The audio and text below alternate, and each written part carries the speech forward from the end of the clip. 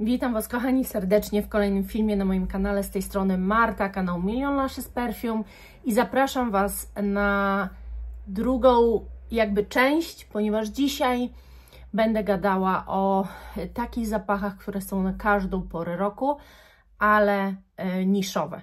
I teraz uwaga, nie będzie tu nawet tych zapachów, które pochodzą od marek luksusowych, tylko z tych wersji butikowych. No bo one są może i pachną niszowo, ale raczej nie są niszowe, bo marki nie są niszowe. Więc zapraszam na typową niszę.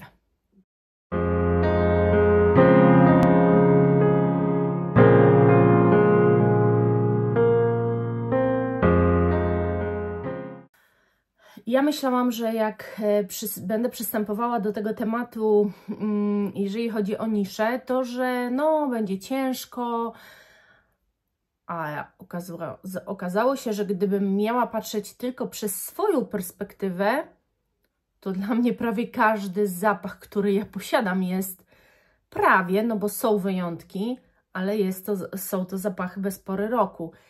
Nie ma szczególnej zmiany podczas noszenia, czy nosicie zimą, czy nosicie latem, odbiór jest ten sam, to samo raczej Wam te zapachy dają, więc absolutnie pogoda, pora roku, nic nie wpływa na odbiór tych zapachów, ale postanowiłam, że nie będę Wam mówiła o 30 czy 40 zapachach, bo to nie ma sensu, tylko po prostu naprawdę wybiorę top of the top, tak przynajmniej się postaram, czyli troszkę inaczej może niż w mainstreamie, bo w mainstreamie, chociaż też w mainstreamie nie pokazałam Wam na pewno wszystkiego, no ale dobra, zaczynajmy. Zacznę od zapachu, który po prostu jest bakaratem. No tak, zacznę od najprostszej historii. I jeżeli proszę o zgłoszenie się osób, które uważają, że bakarat nie jest na każdą porę roku i uważają, że to jest tak ciężkie i mocne, że latem absolutnie się nie spisuje. Bo ja założyłabym, że każdemu bakarat będzie pasował na każdą porę roku. Wręcz ostatnio oglądałam jakiś wywiad z jakąś gwiazdeczką, ale nie pamiętam, to chyba była jakaś influencerka, która powiedziała, że używa właśnie bakaratu i że od kiedy sobie kupiła i używa, to spotyka się wręcz z zaczepianiem na ulicach, pytaniem, mówieniem jak pięknie, ciągle komplementowaniem jej, jak pięknie wygląda i tak dalej. Więc generalnie wyglądałoby to tak, że bakarat po prostu nosi się dobrze o każdej porze roku i każdej porze dnia i na każdą aurę wręcz. Ja obstaję, że tak jest, a ponieważ Trajan Electimusa dla mnie to jest dosłownie bakarat, no to uważam, że to jest zapach na każdą porę roku. Uważam też, i to hurtowo Wam powiem, że na każdą porę roku są zapachy różane. Jakby nie widzę jakiegoś takiego sensu, wręcz sensu dzielenia zapachów różanych na jakieś zimowe czy nie, ponieważ one nawet jeżeli mają wydźwięk ten mydlany, to i tak świetnie zimą będą się nosiły. Jeżeli to jest ta róża, która jest kwiatem, to kwiaty się noszą cały rok przepięknie. Jeżeli to jest ta róża, która jest dżemowa, to nie znaczy, że latem takiej dżemowej nie nałożymy. Ona po prostu będzie słodsza, ale będzie cudowna. I chciałabym Wam powiedzieć, że według mnie właśnie zapach Villa Primrose, zapach Serge Lutens, La Fille de Berlin, Dusita, której teraz nie widzę, bo mam tego za dużo, Penhaligon's, Duchess Rose, to są wszystko zapachy różane. A jeszcze mam jeden, poczekajcie, bo właśnie Portrait of a Lady od Frederica Malle, No i oczywiście Rose and Queer od też Frederica Malle. To jest skóra z różą, jeszcze z tym pieprzem syczuańskim. I naprawdę ten zapach też nie ma pory roku, on się świetnie będzie nosił o każdej. Także to jest taka historia, która moim zdaniem sprawdzi się zawsze i absolutnie nie wiem, czy ktoś wąchając te zapachy powiedziałby: o Jezu, ten zapach kompletnie się nie nadaje na zimę. Róża ma to do siebie, że to jest naprawdę bezpieczny wybór. To znaczy, jeżeli nie macie ogromnej kolekcji, to co nie kupicie różanego, będziecie mogli używać zawsze. Wręcz jest też elegancka, więc nada się na wyjątkowe okazje, nada się na randkę, na komunię, na wesele, na każdą okazję, na jakąś rocznicę, jubileusz, co tam chcecie, jak obchodzić. Po prostu róża jest niezawodna i jeżeli się tylko z nią polubicie, nawet jeżeli lubicie tę właśnie mydlaną, bo ta najczęściej do nas dochodzi i tą najczęściej większość akceptuje młodych właśnie dziewczyn, no to właśnie, to po prostu to są zapachy często na całe życie. Ze skórą jest różnie, ale postanowiłam jedną skórę oprócz Rose and Queer Frederica tu wziąć, dlatego że właśnie Astrophil and Stella według mnie nada się na każdą porę roku. Dlaczego? Jeżeli w ogóle kobieta zaakceptuje ten zapach, bo też zacznijmy od tego, że o ile z różą jest łatwo, o ile zaraz będę gadała o kwiatach, z którymi też będzie łatwiej, to o tyle ze skórą kobieta może w ogóle nie załapać kontaktu, więc ustalmy sobie jedno, że akurat ten zapach tyczy się tylko i wyłącznie kobiet kochających skórę. I dlaczego on jest tak niewymownie dobry na każdą porę roku? Dlatego, że jest tu jakaś słodycz owocowa, jest to coś, co ja nosiłam w ciepłe dni i co przepięknie w słońcu gra i naprawdę nie dusi Was, a wręcz przeciwnie, i co będzie Was otulało zimą. Po prostu ten zapach jest genialny, stworzony moim zdaniem. Ktoś się też może ze mną nie zgodzić, ale Herba Pura, która gdzieś tutaj stoi, pozwólcie, że ją znajdę, ale Herba Pura i Kirk to jest ten sam rodzaj zapachu, naprawdę one są do siebie podobne, które będą przepięknie się nosiły cały rok, pod warunkiem, że ta intensywność Wam pasuje. To są dwa owocowe zapachy, które tak naprawdę pachną dosyć dziwnie, biorąc pod uwagę, co wyobrażamy sobie, myśląc o owocowych zapachach. Jest tu ta nutka duszności i to zdecydowanie, wręcz jak w korku się czuje, to owocowość dochodzi później. Pierwsze to jest ta duszność. I teraz co je odróżnia? Większa duszność jest w Kirkę.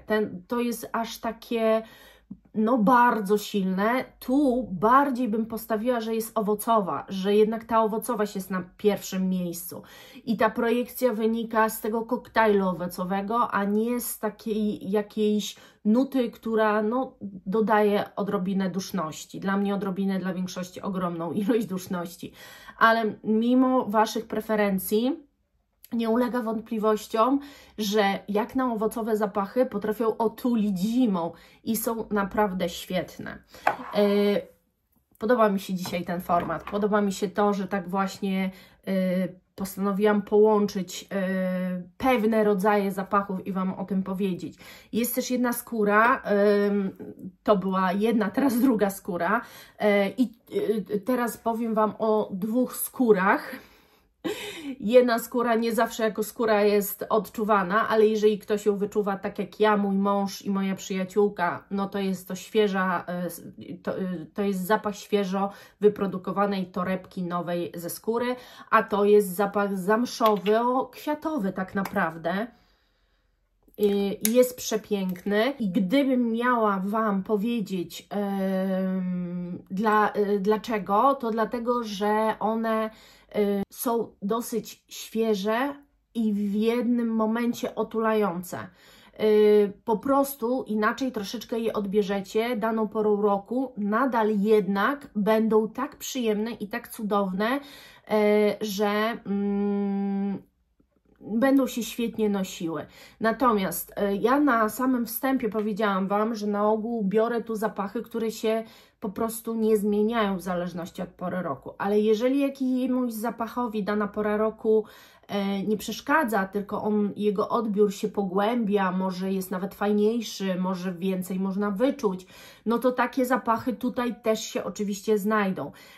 Te dwa zapachy były przeze mnie używane i tak, i zimą, i cieplejszą temperaturę i wiem, że po prostu można odkrywać te zapachy na nowo i to jest takie w nich cudowne. Definitywnie i w ogóle bez dwóch zdań muszę powiedzieć o dwóch zapachach z Maison Crivelli, ponieważ tak, mam małą taką perfumetkę Tuberose Astral. W takich perfumetkach mam większość zapachów, bo w sumie to mam 4 Maison Crivelli zapachy, no ale właśnie głównie takie perfumetki, a tylko jeden flakon.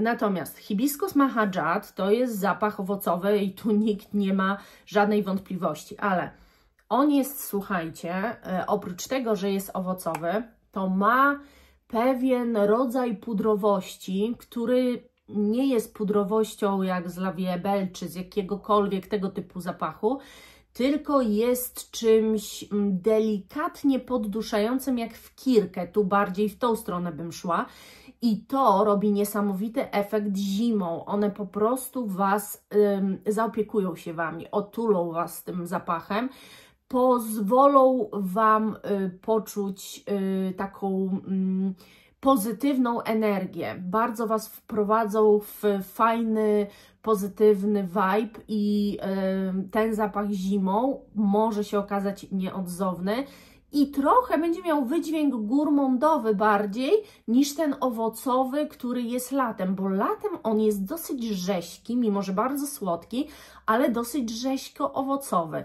Także to też jest zapach, który raczej in plus od pory roku, a nie, że mu się coś odbiera. A z kolei Tuberose Astral, to musiałby ktoś poznać ten zapach.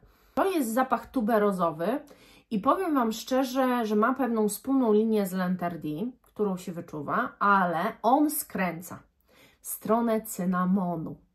I ten cynamon po prostu tak nakręca, pobudza ten zapach właśnie w stronę taką otulającą momentami.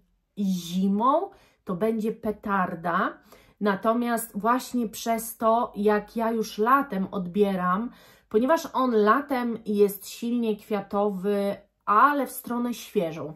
Tu nie ma słodyczy za dużo, ulepności, tak jak jest w hibiskusie, ale ta nuta cynamonu robi tu wrażenie i moim zdaniem ta nuta cynamonu zimą się ekstremalnie wybije i będzie to tuberozowo-cynamonowy bardziej zapach niż teraz, który wyczuwam jako po prostu kwiatowy, biało-kwiatowy zapach. Dla mnie ten zapach jest petardą i marzę o flakonie również tego zapachu, ponieważ jest naprawdę przepiękny. Jest jeszcze taka kategoria, która myślę, że nikt nie ma wątpliwości, że jest to najlepsza kategoria zawsze na każdą porę roku. I tu bez dwóch zdań będą to po prostu kwiaty. Czy są to żółte kwiaty, czy białe kwiaty, czy czerwone kwiaty, czy fioletowe kwiaty.